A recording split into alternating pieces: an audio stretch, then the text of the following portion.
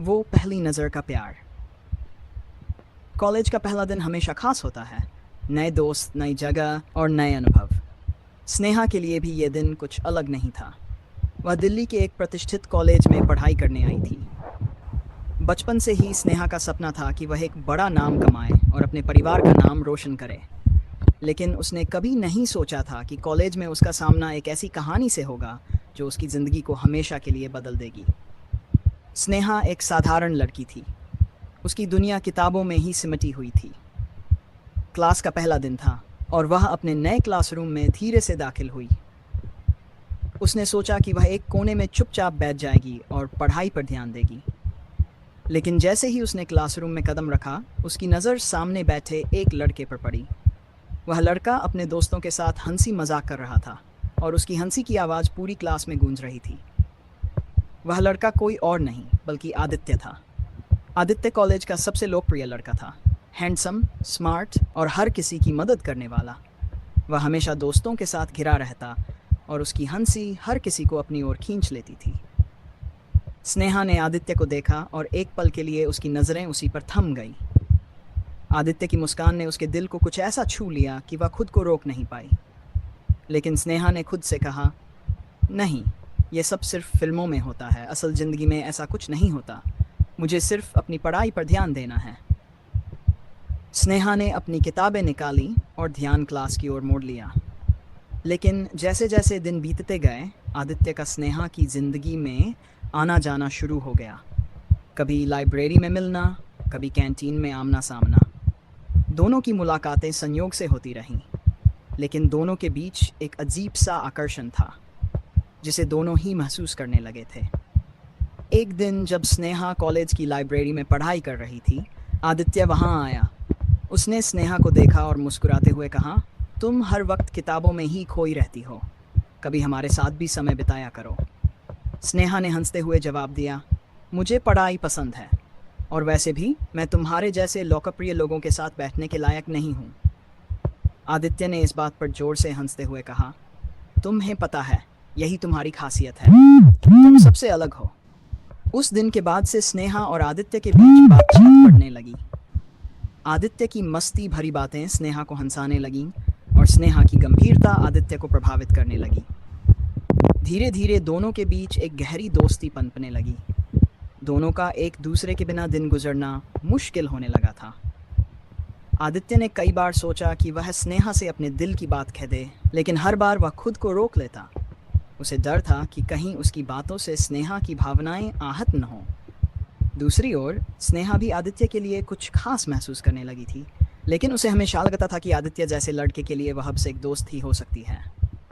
प्यार का इजहार एक दिन कॉलेज का वार्षिक फेस्टिवल हो रहा था। पूरे कॉलेज में हंसी खुशी का माहौल था। आदित्य और स्नेहा भी फेस्टिवल का हिस्सा बने। आदित्य ने स्नेहा को प्रपोज करने का प्लान बनाया। उसने सोचा कि फेस्टिवल के दौरान वह स्नेहा के सामने अपने प्यार का इजहार कर देगा। रात को जब फेस्टिवल की लाइट्स जल रही थीं और चारों ओर रौनक थी, आदित्य ने स्नेहा को कॉलेज के गार्डन में बुलाया। स्नेहा थोड़ा हैरान थी, लेकिन वह वहां आ गई। आदित्य ने स्नेहा की तरफ देखा और कहा, स्नेहा, मैं तुमसे कुछ कहना चाहता हूँ। स्नेहा ने उसकी तरफ सवालिया नज़रों से देखा। आदित्य ने एक गहरी सांस ली और कहा, स्नेहा, जब से मैंने तुम्हें देखा है मेरी ज़िंदगी बदल गई है। तुम मेरे लिए सिर्फ एक दोस्त नहीं हो, मैं तुमसे प्यार करता हूँ। क्या तुम मेरी ज़िंदगी का हिस्सा बनोगी? स्नेहा यह सुनकर हक्का बक्का रह गई। उसने कभी नहीं सोचा था कि आदित्य जैसा लड़का उससे प्यार करेगा। कुछ पल के लिए वह चुप रही, लेकिन फिर उसने मुस्कुराते हुए कहा, आदित्य, मैं भी तुमसे प्यार करती हूँ, लेकिन मुझे हमेशा लगता था कि तुम मुझसे कुछ नहीं कहोगे। आदित्य ने स्नेहा का हाथ थामा और कहा, अब मैं कुछ कह चुका हूँ और तुम मेरी ज़िंदगी हो। प्रेम कहानी की शुरुआत। उस दिन के बाद से आदित्य और स्नेहा की प्रेम कहानी शुरू हो गई। दोनों हर वक्त साथ रहने लगे।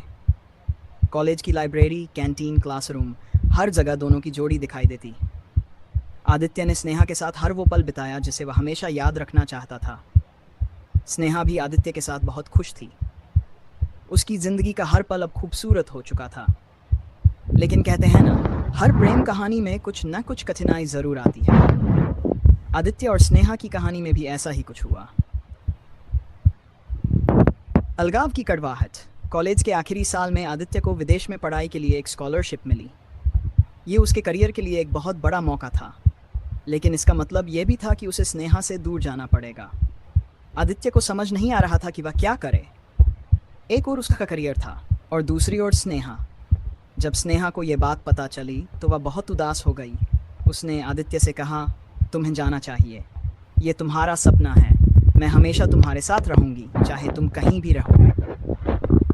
आदित्य को स्नेहा की बातें सुनकर गर्व महसूस हुआ, लेकिन वह खुद अंदर से टूट गया था।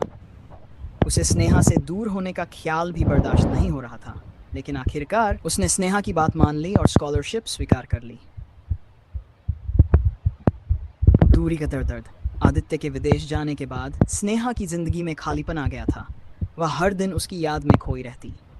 दोनों फोन पर बातें करते, लेकिन वह दूरी का दर्द दोनों के दिलों को छलनी कर रहा था। आदित्य भी वहाँ अपने काम में व्यस्त था, लेकिन स्नेहा के बिना उसकी ज़िंदगी अधूरी थी। समय बीता गया और दोनों की ज़िंदगी में बदलाव आने लगे। आदित्य को अपने करियर में कामयाबी मिलने लगी और स्नेहा भी अपनी पढ़ाई में आगे बढ़ती गई। लेकिन दोनों के दिलों में एक दूसरे के लिए प्यार वही था जो पहले दिन था। मिलन का पल। 3 साल बाद आदित्य अपनी पढ़ाई पूरी करके वापस भारत आया। स्नेहा को यह बात पता थी, लेकिन उसने आदित्य को कोई खबर नहीं दी। वह चाहती थी कि आदित्य खुद उसे ढूंढे। एक दिन कॉलेज में एक पुराने दोस्तों की मुलाकात का आयोजन किया गया। स्नेहा वहां गई और वहां उसे आदित्य का इंतजार था। जैसे ही उसकी नज़र आदित्य पर पड़ी, उसकी आंखों से आंसू बहने लगे। आदित्य ने उसे देखा और तुरंत उसकी ओर बढ़ा। स्नेहा, मैंने तुमसे कहा था न कि मैं वापस आऊँगा, और देखो मैं वापस आ गया। आदित्य ने स्नेहा का हाथ थामते हुए कहा। स्नेहा ने रोते हुए कहा, तुम्हारे बिना मेरी जिंदगी अधूरी थी, अब मुझे कहीं जाने मत देना। आदित्य ने मुस्कुराते हुए कहा, अब कभी नहीं, तुम मेरी जिंदगी हो और हमेशा रहोगी। उस दिन के बाद से स्नेहा और आदित्य हमेशा के लिए एक हो गए। उनका प्यार अब पहले से भी ज़्यादा गहरा और मजबूत था। उन्होंने अपनी कॉलेज की यादों को ताजगी भरे प्यार के साथ संजोया और एक नई जिंदगी की शुरुआत की।